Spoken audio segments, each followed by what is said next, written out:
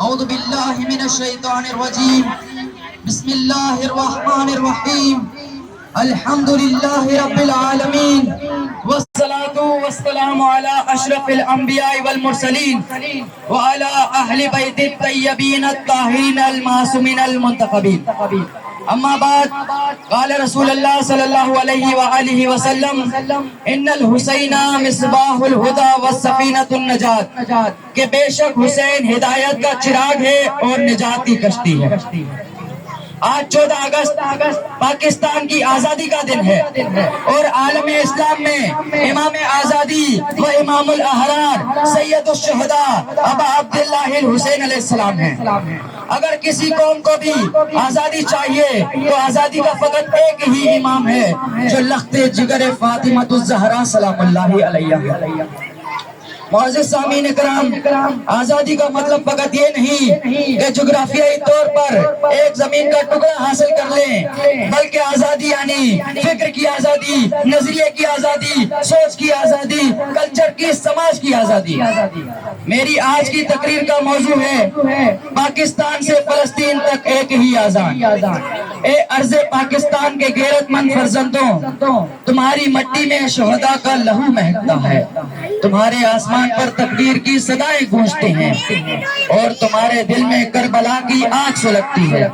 یہ سرزمین فقط ایک جغرافیہ نہیں، یہ نظریہ ہے جس کے پیچھے مدینے کی خوشبو، نجف کا حلم اور کربلا کی حرارت ہے. تم وہ قوم ہو جو نہ جھکتی ہے نہ بکنے والی ہے.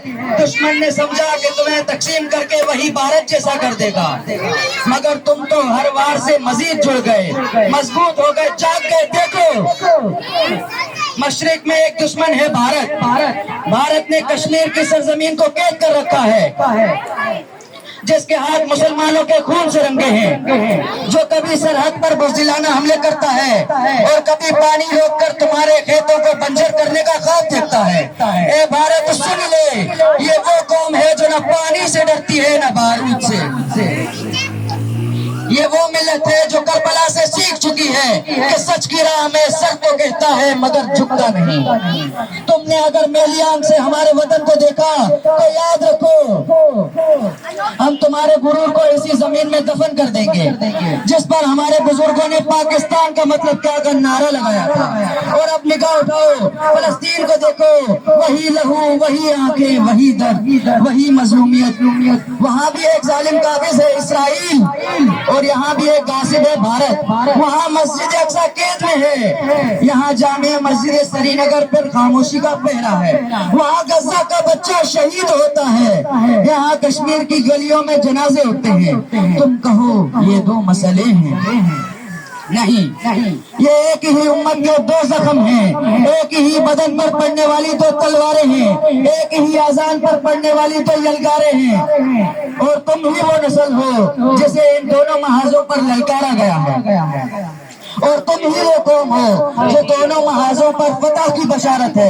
اے اہل پاکستان، اب وقت ہے کہ ہم صرف تماشائی نہ بنے، ہم سپاہی بنے، قلم کے بھی، کردار کے بھی اور دعا کے بھی.